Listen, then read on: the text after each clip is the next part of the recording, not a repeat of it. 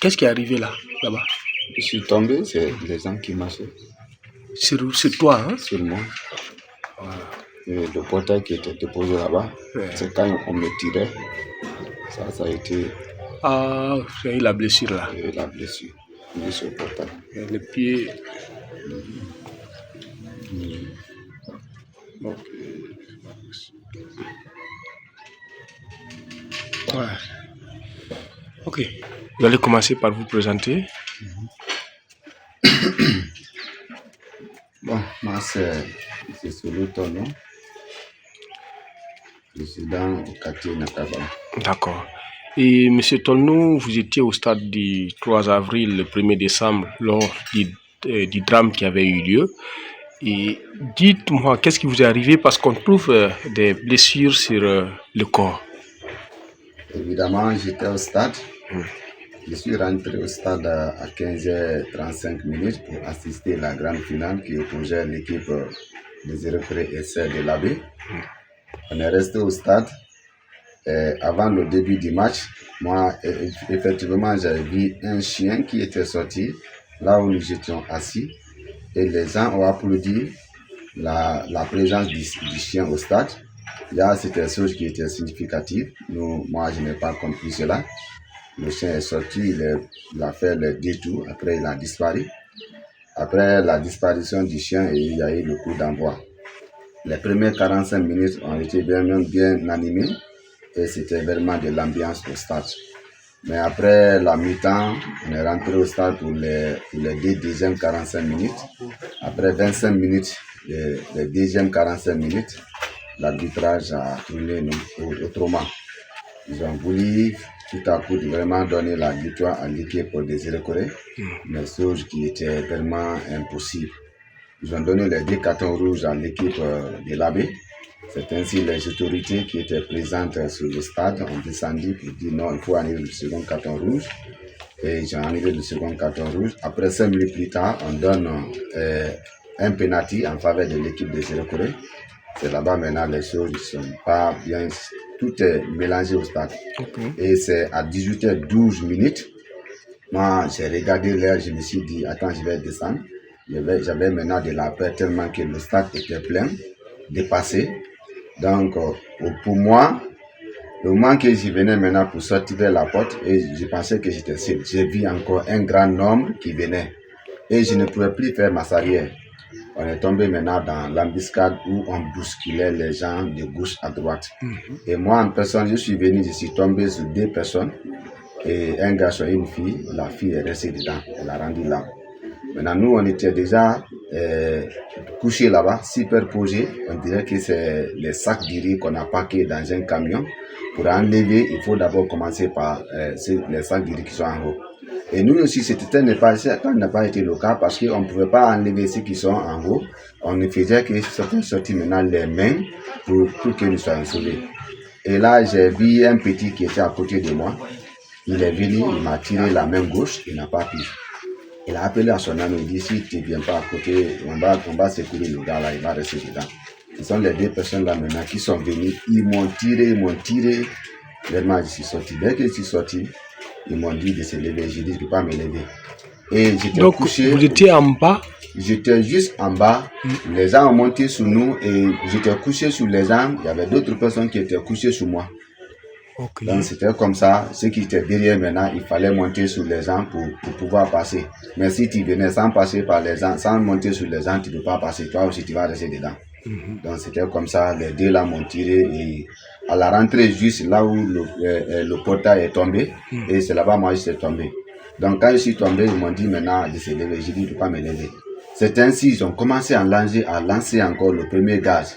C'est ce qui nous a maintenant affaibli, à commencer au niveau de mon bas-ventre jusqu'au pied. Non, tout était paralysé. Ils m'ont dit de se lever, je n'ai pas pu. Les 2 sont venus, l'autre a pris les pieds, l'autre a pris les épaules. Ils m'ont fait traverser de l'autre côté où il y a un parking où on vend les véhicules. C'est là-bas ils m'ont déposé. Il y avait maintenant une concession à côté. C'est l'une des femmes qui est sortie. Elle a même fait sortir le congélateur à la véranda pour donner de l'eau, servir de l'eau à nous les souffrants. On mettait maintenant de l'eau sur nous. Donc vous étiez nombreux là-bas? Nous étions très très nombreux, je ne peux pas dire le nombre, très nombreux à la porte, nous qui étions tombés là-bas, nous qui étions couchés là-bas. Ok. Nous étions très nombreux. Maintenant, on est resté là-bas. Quand on est sorti, on m'a déposé à côté d'une concession. Et là-bas aussi, ils ont tiré encore un enfant. On l'a déposé à côté de moi. Lui aussi, c'est là-bas, il a rendu là. On n'a pas pu survivre. Maintenant, la femme là a dit, pour ne pas que lui reste comme ça là, j'étais très très grave, je ne me retrouvais pas.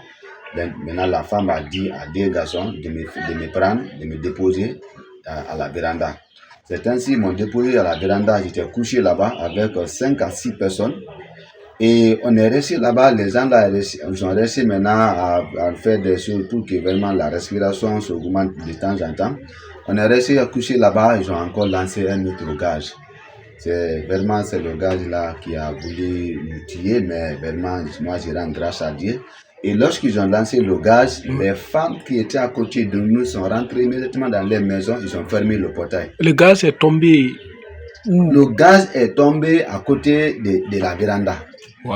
Parce que quand le gaz tombe, vous savez, c'est un gaz directement, ça prend la partie en pression. Oui. Voilà, donc ça nous a beaucoup affaibli, c'était le deuxième tour. Donc comme la protectrice du bâtiment a fermé le portail et maintenant il y a un gars qui est venu. Il a tapé la porte, il a tapé, même les fenêtres, il a tapé pour dire ouvrez, les gens vont rentrer pour pouvoir les sauver. Mais la femme et la famille n'ont pas accepté. Donc moi j'étais couché là-bas, 3 personnes ont rendu là, à la véranda là-bas. C'est ainsi que je me suis dit, ah là où je suis maintenant comme ça, je suis au milieu des morts, je suis parmi des morts, comment je vais m'en sortir de ça? Je dis, je ne pouvais rien faire. Maintenant je suis resté là-bas, maintenant les vérandas c'était comme ça, mais là-bas c'est le mur jamais. J'ai commencé à grimper un peu, je suis tombé vers de l'autre côté et je suis rentré, je suis passé vers le bâtiment de leur maison. Arrivé derrière, j'ai trouvé encore un monde, les gens sont couchés par terre, Je me suis dit, où je vais partir avec ça là? Donc j'ai vu, ils ont classé des briques 10-10. Maintenant, il y a un angle là-bas. J'ai vu, j'ai dit, attends, est-ce que je ne peux pas rentrer ici? C'est ainsi, j'ai eu l'idée, j'ai marché maintenant comme ça là par terre, je ne pouvais pas me lever. Je suis rentré là où se trouvait l'angle et directement, j'avais des briques qui étaient déposées. Devant moi là-bas, j'ai pris les deux briques, j'ai superposé. Il y avait un ancien tableau qui était déposé. Donc le tableau était déposé sur les briques. Moi aussi, j'ai pris maintenant le tableau là, mais sur moi. Donc c'est là-bas que je suis resté. J'ai commencé à sentir la douleur et j'ai commencé à avoir une grande respiration. Après 1h30 et quelques, donc je me suis levé. Je n'ai pas pu me lever directement et je voulais sortir. Directement, j'ai poussé toutes les briques qui étaient placées là-bas et tout est tombé. Et ça trouvait qu'il y avait deux jeunes pelles qui étaient assis. Ils ont eu peur quand j'ai poussé les briques sont tombées, ceux-ci ont eu peur. Maintenant, il y a l'un qui m'a demandé, dit grand, c'est quoi? J'ai dit, mon frère, ça ne va pas. J'ai demandé, vous avez un téléphone? Je l'ai appelé mes parents. Ils disent non, qu'ils ont perdu leur téléphone. C'est ainsi, l'un est venu, il a voulu me prendre, mais il n'a pas pu. Il a dit, d'accord, première place. Maintenant, on entendait maintenant les petits bruits des motos. C'est ainsi, il y a un qui est sorti faire le goudron. Il a fait garer un taximètre. Il dit, bon, on a un malade ici, vous allez l'envoyer. Directement, les deux sont venus, ils m'ont pris, me déposé sur la moto. Maintenant, le motard m'a demandé, tu viens d'où? J'ai dit, je viens de Nakapara. Il me dit, d'accord, alors. On a passé maintenant par Drota, Cathédrale, Télépoulou. On est venu sortir vers Lucide Higuette. Et je suis venu à la maison. Arrivé à la maison, j'ai trouvé toute la famille pleurer parce qu'ils pensaient que j'étais déjà parti. Vous êtes arrivé à la maison vers quelle heure? Je suis arrivé à la maison à 22h. C'est vers 22h, je suis arrivé à la maison. De 18h jusqu'à 22h, j'étais dans l'aventure. Vraiment, c'était un scénario que je ne m'attendais pas. Donc, je suis arrivé ici à 22h. Et j'ai trouvé les voisins qui étaient là, tout le monde était déjà mobilisé pour dire, ah, et le gars là, il est parti comme ça, Donc, j'ai trouvé ma femme, mes enfants, mes voisins, même mon directeur qui est malade sur son lit. Ce jour-là, il s'est déplacé pour venir compatir les mêmes douleurs envers moi. Donc, je suis arrivé, j'ai trouvé mes deux frères ici, Saremon Kamano et Benjamin Tungino. Ce sont les deux qui m'ont pris, ils m'ont dit de descendre, je n'ai pas pu descendre, ils m'ont soulevé. Ils m'ont fait rentrer dans la douche, ils m'ont lavé. Quand ils ont fini de me laver, ils m'ont pris encore. me faire rentrer dans la maison. Maintenant, si je peux me rendre à l'hôpital, directement, j'en dis là-bas, il n'y a pas de place. Que vaut mieux de chercher un médecin vers chez vous là-bas, il va commencer à faire le traitement. C'est ainsi que j'ai appelé un docteur Sipou Kamano, il est venu, il m'a bombardé avec les produits et ils m'ont donné les riz, j'ai pu seulement qu'une seule cuillerée, je ne pouvais pas.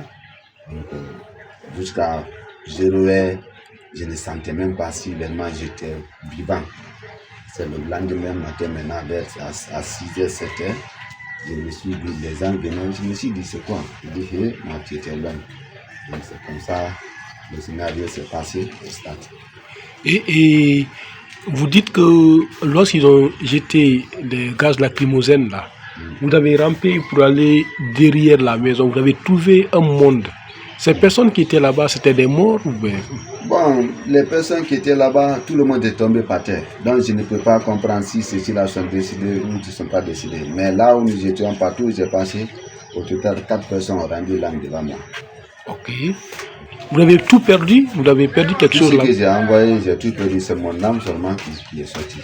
Mon téléphone, l'argent qui était avec moi, 475 000, mon boutouf, mon pantalon, tout ça là, c'est resté là-bas, sans que je me rende compte. Je suis venu à la maison avec une culotte. Une culotte. Est-ce que après ce mouvement, vous avez pu rallier l'hôpital pour des soins? Après ce mouvement, le lundi, ils m'ont dit de se présenter à l'hôpital. Je me suis dit, ce que Dieu a fait pour moi, il a fait beaucoup de choses. Parce qu'il a envoyé ces gens pour me sauver. Je vais aller à l'hôpital, le gouvernement va prendre en charge. Moi-même, je vais me prendre en charge parce que j'ai été sauvé de justesse. Donc, le lundi, le mardi, le mercredi, j'étais là sur traitement. C'est le jeudi, la famille aussi a sollicité que j'aille à l'hôpital. Effectivement, je me suis rendu à l'hôpital par mon frère Benjamin Tombino. On m'a accompagné et arrivé. Il y avait maintenant une partie là-bas. Dès que tu veux rentrer seulement, on vous demande c'est événement. Dès que tu dis événement, oui, la prise en charge effective est gratuite à l'hôpital. Ils ont fait l'échographie, ils ont fait la radio et tout est sorti négatif. Okay. Après, je suis venu, je les ai montrés et ils m'ont dit à l'hôpital la consigne qui les a été donnée, il faut 72 heures pour être libéré et pour que tu puisses rendre à la maison. J'ai dit d'accord, il n'y a pas de problème, c'est la consigne donnée par le ministère. Je rends grâce à Dieu parce que ça commence à aller et je peux faire les mouvements. Je peux aller en ville, revenir si quelqu'un m'accompagne sur la moto. Vraiment, je remercie le bon Dieu, c'est nous était sa volonté et sa grâce. Je ne serais pas parmi vous, même l'interview là, je ne pouvais même pas le faire passer. J'étais au milieu des morts, parmi les morts, je ne pouvais rien faire. Vous avez fait combien de jours après le drame pour pouvoir marcher, pour pouvoir vous tenir sur vos pieds? J'ai fait 2 jours. Le lundi, mardi, c'est le mercredi, j'ai commencé à faire le petit mouvement parce que mon pied là était gonflé. Je ne pouvais pas marcher sur ça et j'étais obligé, mon voisin qui est à côté de nous, il est venu, il a regardé s'il n'y a pas une entorse. Il a regardé, il dit non, il n'y en a pas, mais j'étais trop gonflé donc il a commencé à tirer. Il a tiré 2 jours. C'est le mercredi, réellement, j'ai commencé à marcher un peu. Donc, les articulations là aussi, les muscles là, vont faire un petit mouvement. Parce que vous là, aussi rester tout le temps à la maison, c'est un peu dérangeant. Ok, et aujourd'hui, c'est quoi le message? Après tout ce que vous avez subi, c'est quoi le message? Après tout ce que j'ai subi, après l'aventure, vraiment, c'est le seul message que je peux lancer à mes frères, à mes parents, à mes bien-aimés. Vraiment, c'est de rester serein, de rester patient parce que tout ce qui est dit après ce qui l'intéresse, c'est ce qui peut l'arriver.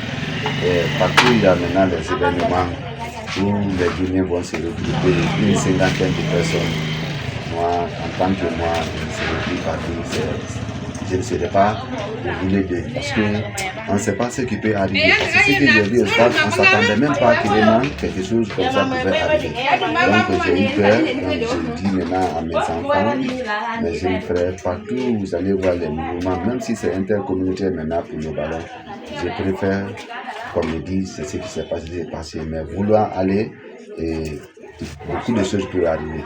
Donc vraiment, c'est de dire aux gens de faire beaucoup attention. Et au stade là-bas, les gens, on n'était pas contre nous-mêmes, parce que si on était contre nous-mêmes, on n'allait même pas sortir. Parce que les gens étaient là-bas, on ne connaissait pas si les Guézés, lui les Malinqués, ou bien lui les Peuls, lui les Thomas. Non, tout le monde cherchait à sauver, parce que nous sommes tous des Guinéens. C'est ce qui fait.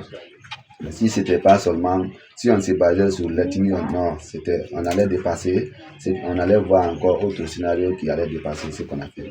Donc vraiment, de dire aux gens, de ne pas, partout il y a un grand groupement comme ça, même si tu n'as rien à faire, vaut mieux que tu restes à la maison et tu fais les petites choses, ça c'est préférable que d'aller dans un endroit où il y a beaucoup de personnes et il y a des gens, ils sont mal intentionnés, les gens n'ont pas le même moral.